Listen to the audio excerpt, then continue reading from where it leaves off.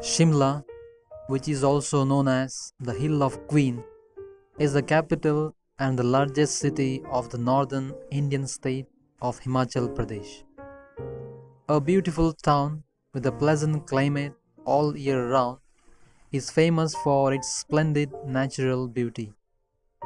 The dense forest of oak, deodar and pine, snow-capped mountain peaks, rivers like Pabbar attracts thousands of tourists to Shimla.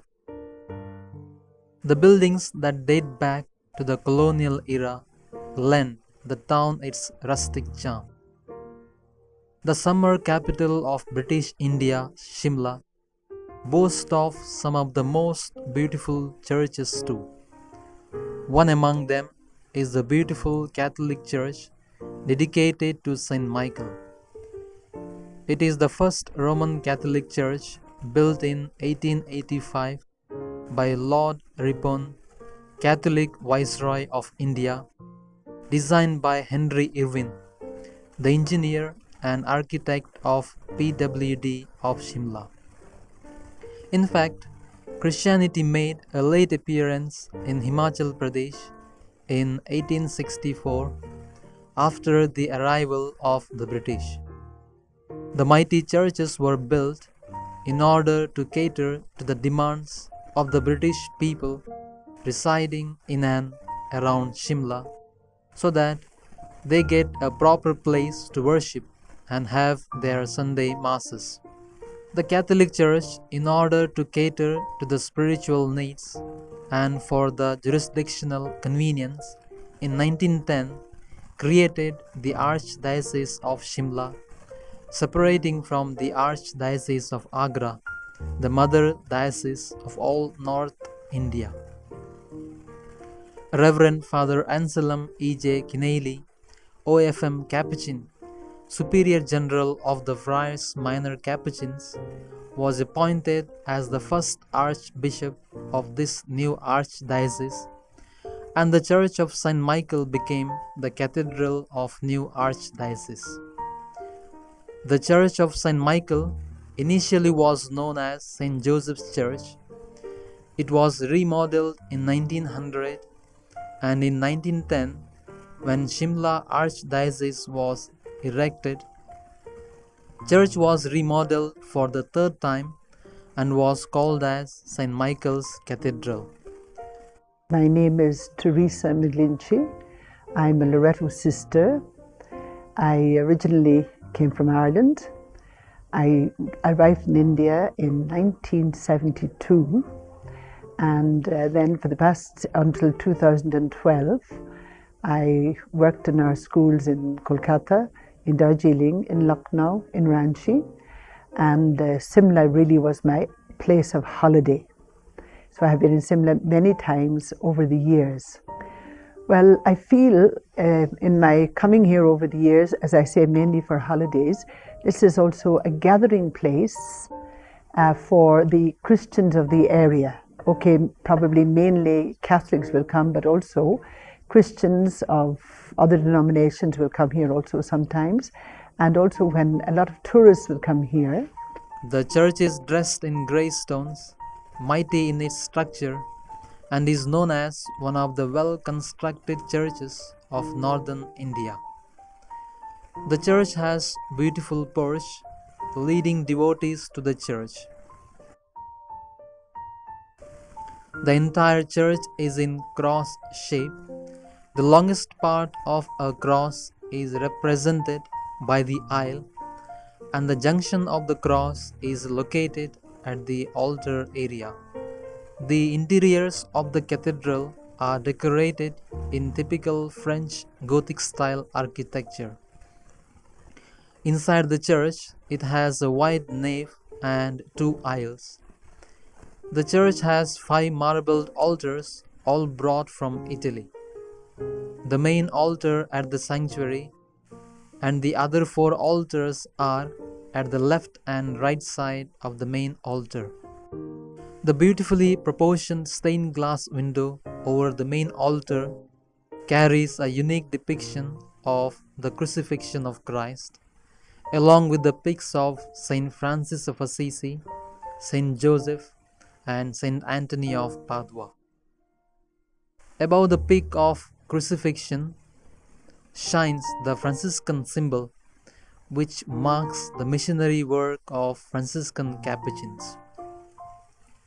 It is a universal symbol of the Franciscans, containing a cross with two crossed arms, Christ's right hand with the nail wound, and Saint Francis' left hand with the stigmata wound. I'm Peter Tatung, originally Chinese. My parents came here long time back, and I'm a member of this cathedral, this beautiful cathedral, St. Michael's Cathedral over here in Shimla. And I was also educated here, first by the Loreto sisters, Tara Hall, and then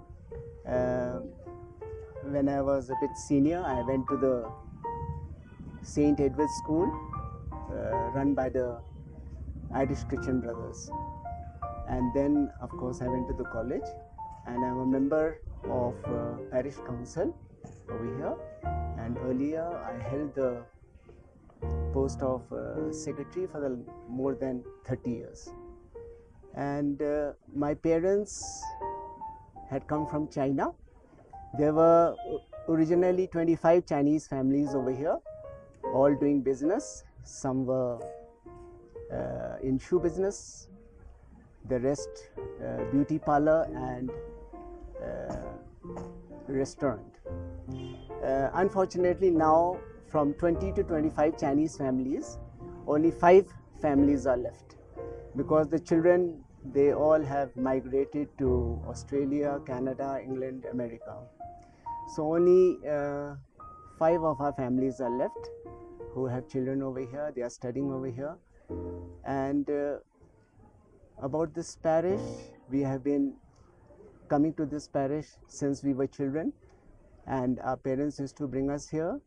In fact, my baptism, confirmation, and I was also married here. And luckily, I had Bishop Gilbert Rego. He was the chief celebrant, a very good friend of ours. And now I have 3 children. 2 of them are in college, and one, he is also studying in St. Edward's School, where I used to study. And we come to church regularly. And about the parishioners over here, unfortunately, earlier we had a very big congregation here, but due to the less opportunities, most of the children had to go out, the families moved out. Now we are about 40 families here. Most of the families are migrants from Jharkhand and Bihar. Church has beautiful sanctuary along with the marbled altar at the center, which is used for the Eucharistic celebration. The church also has the traditional pulpit raised well above the surrounding floor for audibility and visibility, accessed by the steps. As these days this pulpit is not in use, a portrait of Saint Mother Teresa is stationed on it. At the right side, above the small marbled altar, there stands the statue of Guadalupe, brought from Mexico, which reminds of the appearance of Mary to Juan Diego of Guadalupe in Mexico City. In 1993, the ambassador of Mexico offered to bring the statue of Our Lady of Guadalupe all the way from Mexico. At that time, our parish priest was Father Thomas, and our bishop was Right Reverend Dr. Gilbert Rego. Right. And under their patronage, on 10th October 1993, we had this statue brought and installed here. Above the statue, on the beautiful stained glass, there seen a copy of Guido Reni's famous painting of Saint Michael's conquering Satan. At the right and left, there is the picture of Saint Edward and Saint Joseph. There are also the statues of Sacred Heart of Jesus, Saint Teresa, Saint Joseph, and Saint Michael stationed in the church. A marble statue of Face of Christ at the entrance of the church is an attractive masterpiece brought from Italy. Near the porch, there are steps leading to first floor where the huge pipe organ is situated. This pipe organ was given to Father Callistus by the people of Shimla. He was the parish priest of St. Michael's Church from 1878 to 1898. He was belonging to the order of Franciscan capuchins. He was a holy man loved by all the people of Shimla. As a sign of love, they erected this organ in the church in his name.